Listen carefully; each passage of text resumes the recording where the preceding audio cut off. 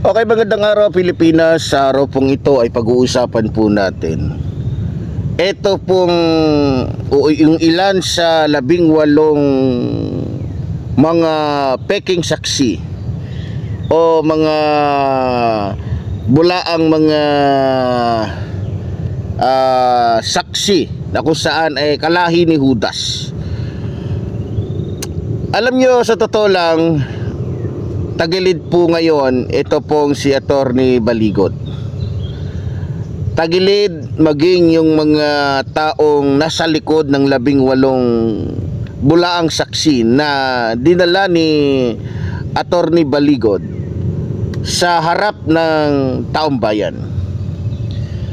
Dahil kung tama ako, yung ilan sa mga pamilya nitong 18 bulaang saksi na ex-Marines di umano ay nangangamba na.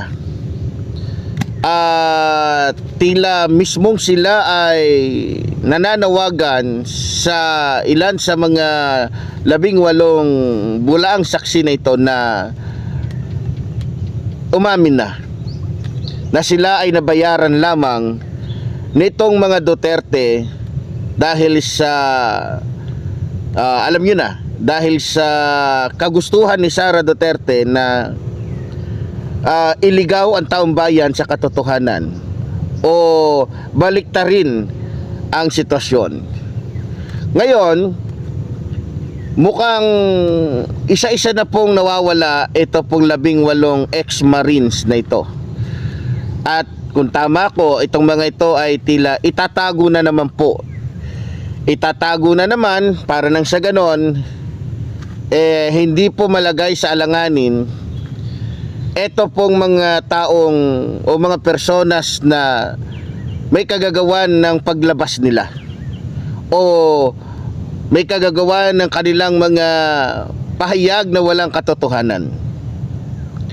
Sa totoo lang, kung ako pong tatanungin ninyo sa ginagawa po ngayon nitong mga Duterte sa paggamit nila ng mga tao para magsinungaling, sa paggamit nila, sa pagbabayad nila ng mga tao para lumikha ng mga gawa-gawang kwento, mas lalo lamang po silang o mas lalo lamang po napapatunayan ng taong bayan na talagang itong si Vice President Sara Duterte ay may kasalanan dahil nga sa kanyang mga pinapakitang hindi magagandang diskarte o paraan para lamang malusutan itong kanyang mga kasalanan.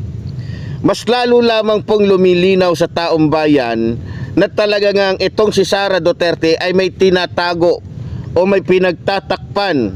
Kasi kung maalala ninyo, mismo nang galing na rin po sa kanila yung salitang kapag wala kang kasalanan, wala kang dapat katakutan. Pero sa nangyayari ngayon, tila makikita mo sa mga Duterte, lalong-lalo na dito kay Sara Duterte, yung pagiging isang duwag. Duwag na ipakita yung katotohanan.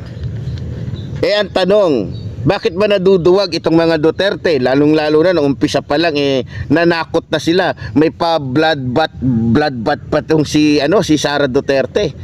Ngayon, nung kinasahan siya ng kamera, kinasahan siya ng katotohanan, kinasahan siya ng totoong mga ebidensya, wala na si Sara Duterte. Nawala yung tapang ni Sara Duterte, nawala yung kayabangan niya. Ngayon, ang ginagawa niya, ang estilo niya para makuha yung simpatya ng taong bayan, puro paawa effect.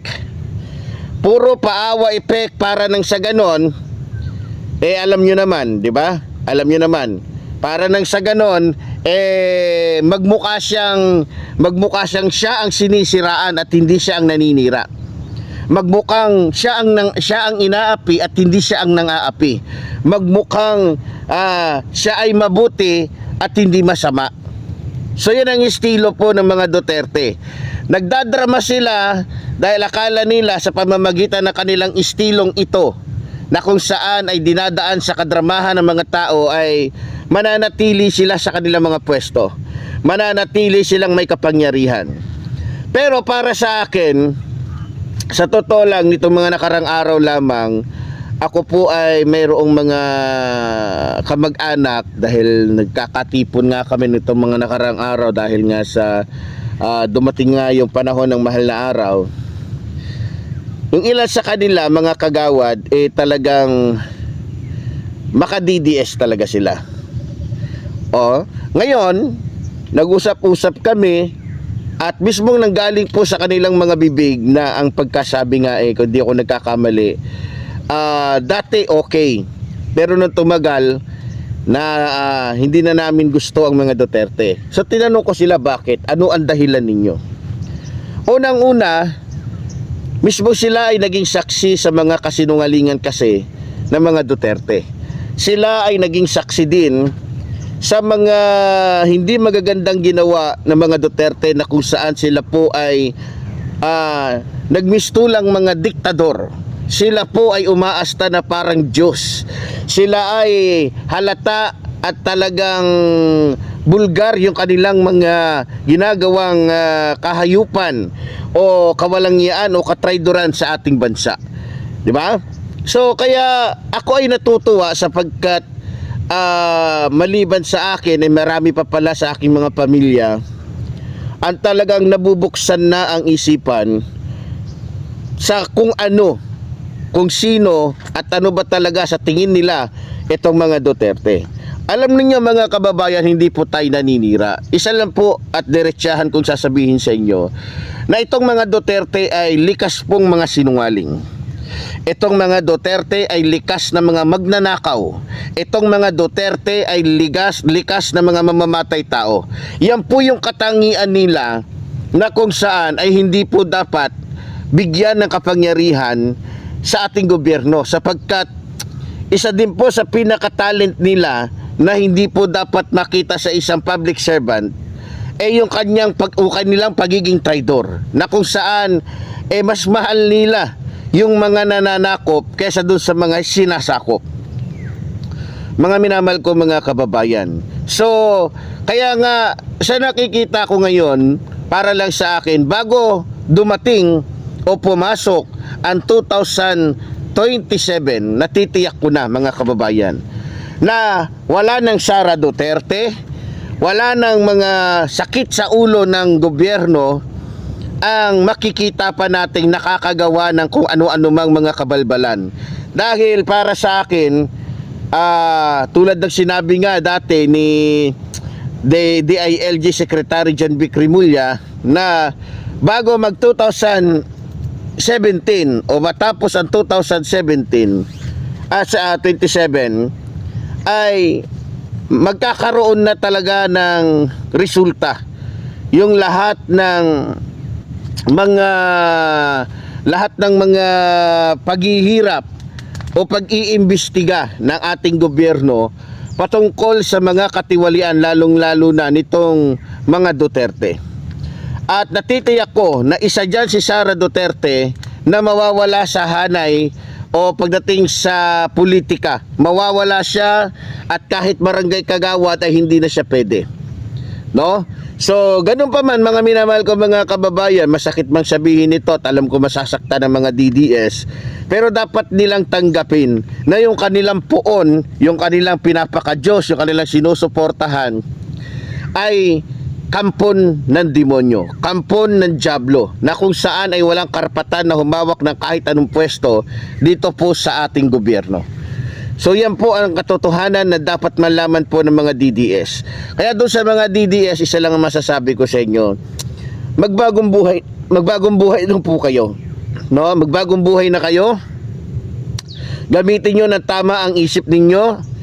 Gamitin ninyo ng tama yung inyong nalalaman at huwag sumama, huwag kumampi sa mga taong halang ang bituka. Dapat ninyong isaalang-alang ang buhay ng ating mga anak, ng buhay ng ating mga pamilya o yung kinabukasan ng ating mga susunod pa na mga henerasyon. Kaya sa mga DDS, tama na yung bayaran. Tingnan nyo, nagkakagulo na nga kayo. Yung mga ginagawa ninyong rally-rally, pagkatapos mag-aaway-away kayo dahil kesyo at 1,000 yung usapan, nagiging 200 na lang, ganito. Halatang halata na kayo na kayong lahat ay puro mga nabayaran lamang, no? Kaya sa mga Duterte naman, please lang, wag niyong sayangin yung pera ng taong bayan. Kasi ipamigay niyo yan doon sa mga binubudol ninyo, ipamigay niyo yan doon sa mga DDS na kung saan binabayaran ninyo para lang sumama sa mga rally-rally ninyo na kalaunan nag-aaway-away din naman. Mabuti siguro mga Duterte, no, lalong-laro ka na Sara Duterte, ibalik niyo na lang yung pera ng taong bayan. Baka malagay pa yan sa tamang proyekto, sa tamang mga tao, o dun sa mas higit na nangangailangan. Hindi yung ubusin ninyo yung mga ninakaw ninyong pera, para lamang ipambayad dun sa mga taong pwede ninyong utusan na magsinungaling, magpanggap, sumama sa welga, o dun sa mga bulaang mga vloggers ninyo na mga fake news yung mga dala. Diba? So yun ang panawagan ko kay Vice President Sara Duterte.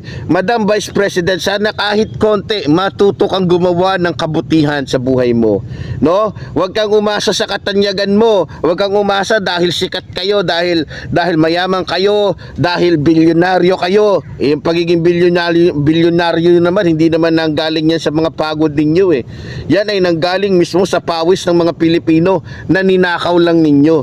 Kaya maawa naman kayo, lalong-lalo ka na Vice President Sara Duterte. Kitang-kita naman po sa pagmumukha mo, Madam Vice President Sara Duterte, kahit anong pakit mo, kitang-kita yung sanga-sangang sungay sa ulo mo, na kung saan sa mata mo pa lang kitang-kita na yung kademonyuhan mo. Kaya Madam Vice President, sana matuto ka na gumawa ng kabutihan. So yun lamang po mga minamahal ko mga kababayan. So muli po, tulad po ng sinasabi ng yung lingkod, mabuhay po ang ating inang bayan, mabuhay po nagmamahal sa ating inang bayan. Maraming salamat po.